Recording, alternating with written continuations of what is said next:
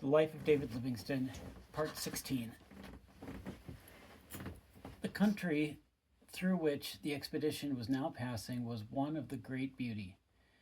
The grass was green, trees were abundant, and instead of the vast plains of the Landa territory, there were high ridges and hills, making the country such as is often called rolling. It was not long after leaving Calais that the Lacane River was crossed, and soon afterwards the Sea. These both flow to the west, emptying into the Liambai from above the falls of Victoria. In the vicinity of the Mazuma or river of Dila, there were many ruins of large towns, showing that the country had in former times been inhabited by large numbers of peoples. The depopulation had been caused by war, for the principal ruins were worn millstones and the round walls of courts with which the grinding was effected. Had the people removed in peace, they would have taken these balls with them. Here, Sebetene had formerly lived, and in this beautiful pastoral region had formerly roamed vast herds of cattle. The country was now well inhabited, and large numbers came daily to see the white men, but they were not the same who had formerly lived here. There was no diminution in the number of wild animals, with the exception of ostriches and giraffes. Game was even more abundant than Dr. Livingston had ever found in all of Africa. Elephants, buffaloes, zebras, antelopes were thick as autumnal leaves that strewn the brooks of Vallambarosa. All the beasts were exceedingly tame, and 2 or 3 elephants were sometimes slain in a single day. I don't know why that's a good thing. There were many birds of song, too, whose notes were very pleasant, but appeared to the Scotchman to have a foreign accent. Well, those birds better get it together. Their plumage, unlike that of most of the birds in the tropics in the Western Hemisphere, is not brilliant. There are some birds whose plumage is very gay and beautiful, and birds whose specimens of these are found in museums, but as a rule, the feathers of the birds in Central South Africa are as plain as those birds of England. The animals generally are smaller than those of the southern part of the continent, a singular fact, seeing that they have more food and a greater variety. Farther along this journey, Dr. Livingston found that the people built their huts in gardens on stages as a protection against the spotted hyena, a cowardly animal, but which will attack persons when asleep. He has amazing powers of jaw and will crush the bones of an ox into powder for his food. The travelers did not want for food.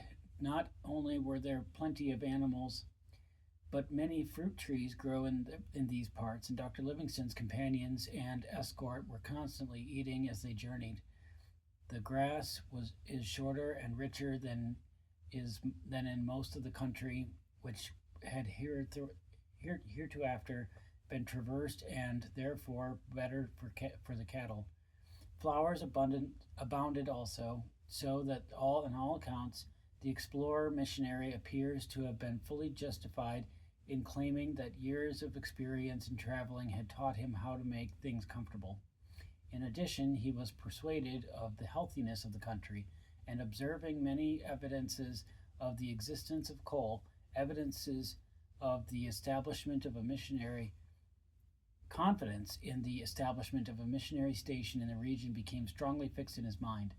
And the more he saw of the people and their many savage customs, the more he was convinced of the desirability of commerce and missionary work among them.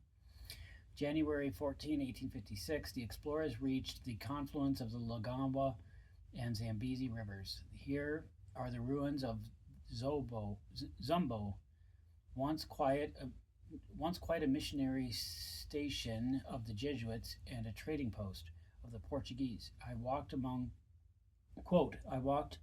about some ruins I discovered, says Dr. Livingston, but built of stone, and found the ruins of the church, and on one side lay a broken bell with the letters IHS on and a cross, but no date. There was no inscriptions on stone, and the people could not tell what the Budzunga called their place. These ruins were in reality all that was left of Zumbo. There were ruins of 8 or 10 stone houses which had evidently been surrounded by capacious grounds, a church, and on the opposite side of the Zambezi, a fort. The situation for a commercial site was excellent and the locality itself beautiful, but it seems that the slave trade had demoralized both Jesuits and merchants, in consequence of which the place fell into decay and the melancholy spectacle of ruin which it now presents.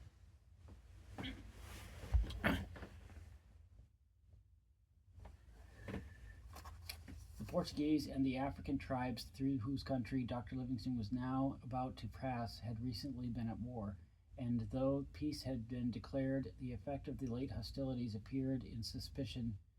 The rigid enforcement of game laws and the desire to compel strangers to pay a toll of tribute. Hence, for a long distance, the party traveled so as to avoid the villages and to see as little of the people as possible. In short, to avoid trouble, dispute, and perhaps conflict, the travelers took to the bush, first negotiating with persons familiar with the country to guide them out of sight of towns and whither they desired to go. By thus avoiding the Africans, the party met more animals. This resulted in some singular incidents. One is thus related. The bush being very dense and high, we were going along the trees when 3 buffaloes, which we had unconsciously passed above the wind, thought that they were surrounded by men and dashed through our line. My ox set off in a gallop, and when I could manage to glance back, I saw one of the men up in the air about 5 feet above a buffalo, which was tearing along with the stream of blood running down his flank. When I got back to the poor fellow, I found that he had lighted on his face. That he had lighted on his face. I think that means landed on his face, though he had been carried on the horns of the buffalo about 20 yards before getting a final toss. The ski was not pierced, nor was the bone broken. When the beasts appeared, he had thrown down his load and stabbed one of them on the side. It turned suddenly upon him, and before he could use a tree for defense, carried him off. We shampooed him well, and then went on, and in about a week he was able to engage in the hunt again. Nevertheless, the great beauty of the country, the richness of the variety of the vegetation, from trees in whose hollow trunks 20 men might easily have reposed, to the most delicate flowers, some of which came up in the morning, budded, bloomed, and passed away before the day was done, the frequent rains, the comparative coolness of the atmosphere, the hills, the swiftly flowing rivers rendering constant change to the scenery, all these things together, especially as contrast with the long, fatiguing wadings through the vast watery plains of Londa and the dull, level views of Columbang, gave great cheerfulness to the traveler, and it may well be doubted whether he would at this time have regarded his own tossing by a buffalo, provided no limbs had been broken, as anything more than a good joke. Moreover, though the party for a considerable period avoided headmen and villages, as we have seen, its treatment during the journey upon a whole was excessively generous and kind. In few other countries, remarks Livingston, would 140 sturdy vagabonds be supported by the generosity of the headmen and villagers, and whatever they gave to be presented with politeness. On February 1st of this year, 1856, the party met a number of native tribes and some of his escort were in the in the scant toilet of the Bakota, Batoka, being that of the Garden of Eden, when, with the exception of a fig leaves, some American calico was brought for them. No idea what they're talking about at this point. Um, it was manufactured at Lawrence Mills, Lowell, Massachusetts, and the price paid for the quality here bought in the kingdom of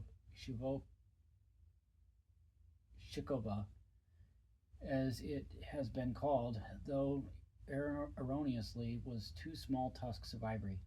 The explorer made careful examinations in the district of Shikova for evidences of silver mines reported to have been formerly worked there, but could learn nothing tending to persuade him that such had ever been the case.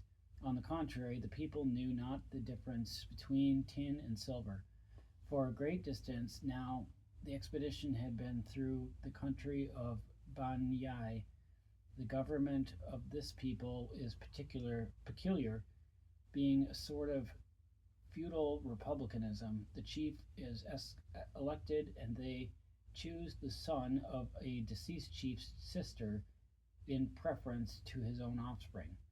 When dissatisfied with the candidate, they even go to a distant tribe for a successor, who is usually of the family of the late chief, a brother or sister's son, but never his own son or daughter. The children of the chief have fewer privileges than the free men generally, and they can never be sold into slavery.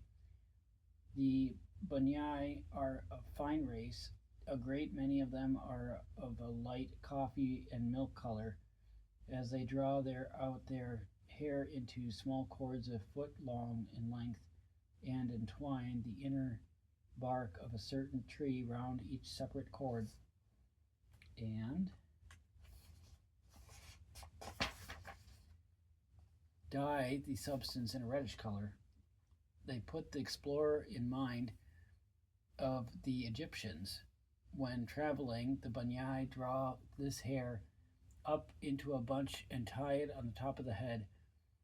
They are very clean in their habits.